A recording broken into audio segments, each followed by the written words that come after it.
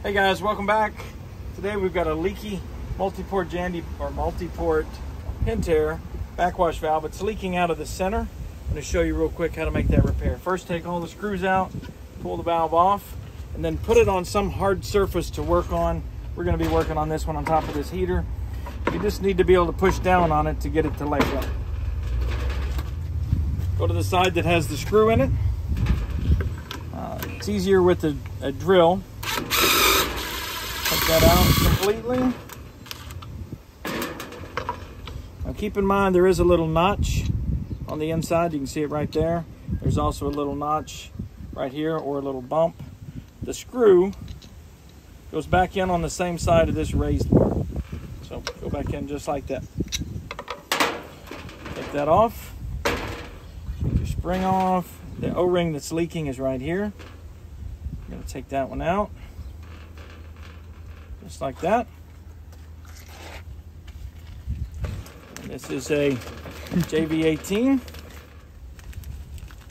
Take the new one. You can see the difference.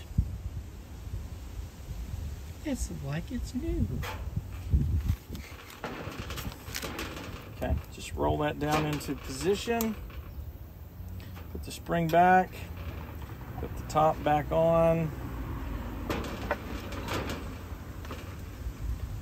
If you've got some lube, there's a little tube of lube in there.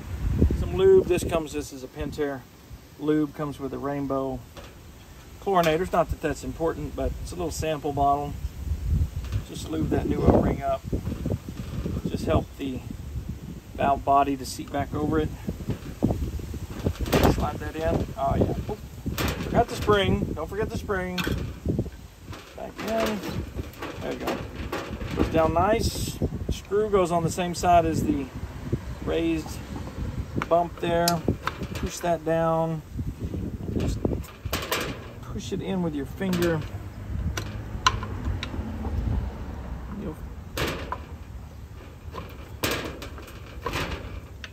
There it is. Just get it started.